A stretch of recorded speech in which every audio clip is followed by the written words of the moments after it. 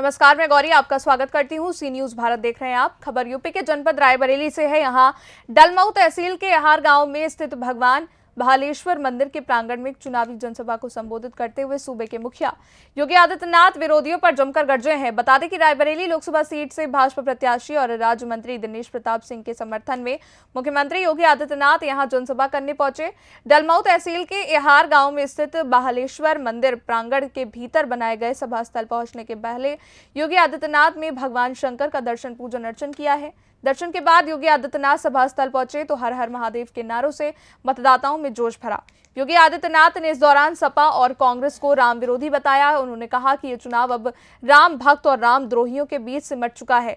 योगी आदित्यनाथ ने इस दौरान राहुल गांधी को घेरते हुए कहा कि राहुल और पाकिस्तान का कोई संबंध है जिसे मैं नहीं समझ पाया। योगी आदित्यनाथ इस दौरान प्रियंका गांधी के उस सवाल का भी जवाब दे गए जिसमें उन्होंने कहा था कि 10 साल में भाजपा ने यहाँ क्या किया है। इसका जवाब देते हुए सीएम ने कहा कि मैं उनसे पूछता हूं कि 65 वर्षों में उन्होंने क्या किया, उन्होंने क्या कुछ कहा है, आइए सुनवाते हैं। उत्तर प्रदेश सरकार में मंत्री और प्रभारी मंत्री श्रीमती प्रतिभा शुक्ला जी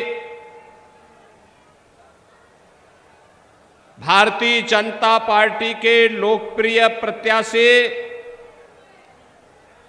विधान परिषद सदस्य श्री दिनेश प्रताप सिंह जी, पूर्व मंत्री श्री गिरीश नारायण पांडे जी,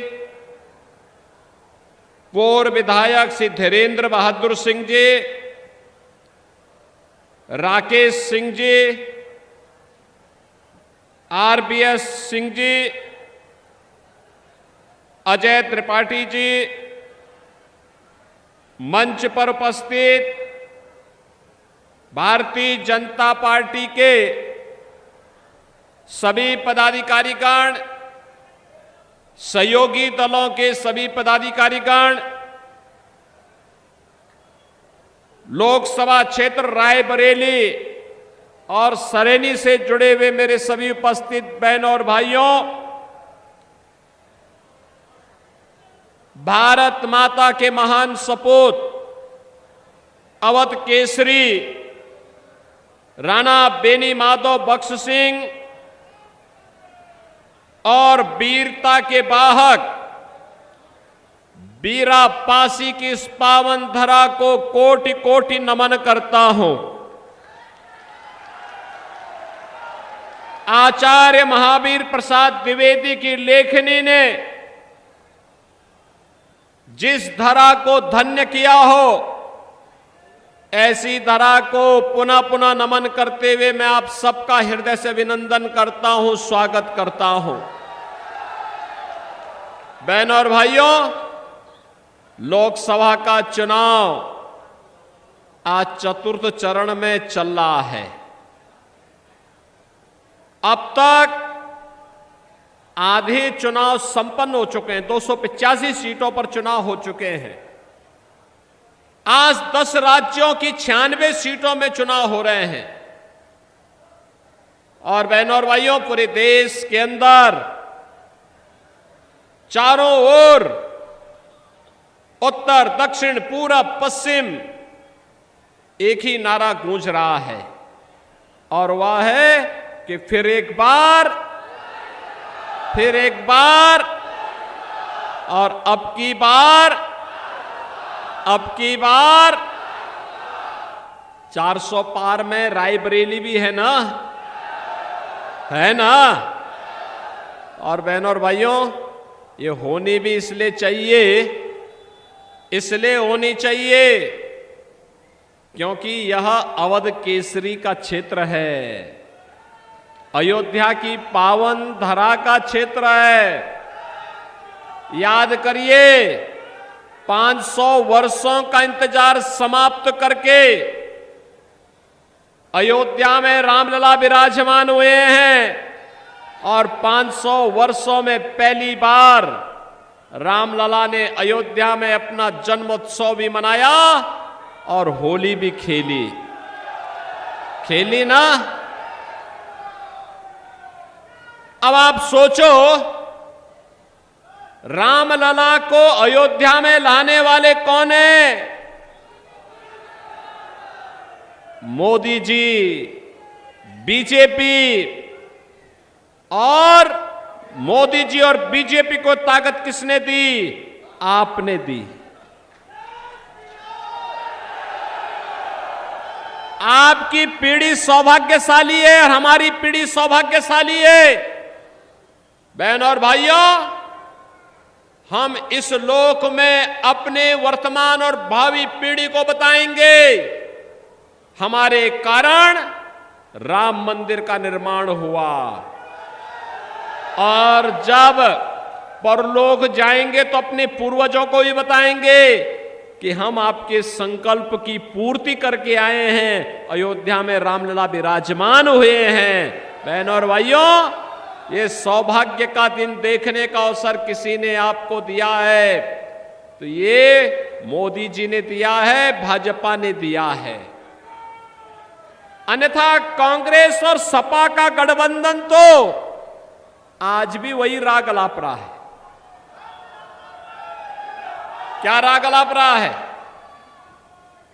जब इनकी सरकार थी तब कांग्रेस ने क्या किया था?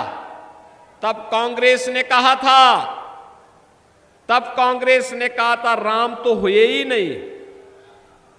कहा था ना,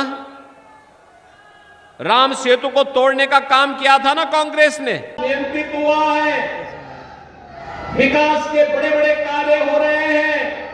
कांग्रेस की नेत्री का बयान में पढ़ रहा था कल, कह रही थी कि मोदी जी बताए तो 10 वर्ष में रायबरेली ने क्या किया। मैं पूछना चाहूंगा कि 10 वर्ष में तुमने 65 वर्षों में कांग्रेस ने रायबरेली के लिए क्या किया?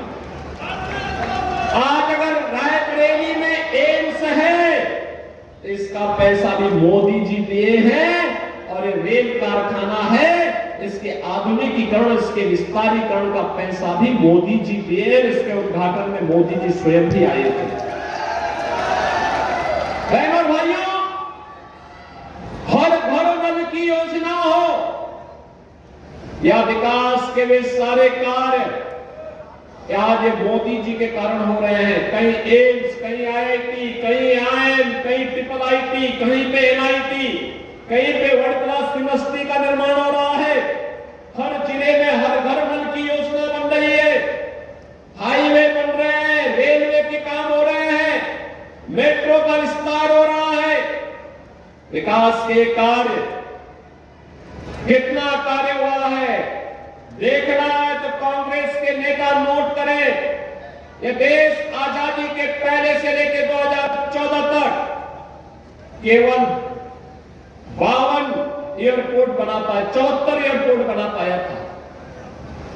मोदी जी ने पिछले 10 वर्ष में 152 एयरपोर्ट बना दिए। कांग्रेस समय पहले से, आजादी के पहले से लेकर के 2014 तक जितना हाईवे बना था, आज उससे दुगने हाईवे बन गए हैं। मेट्रो केवल 5 सिटी में थी, आज 20 सिटी में मेट्रो है।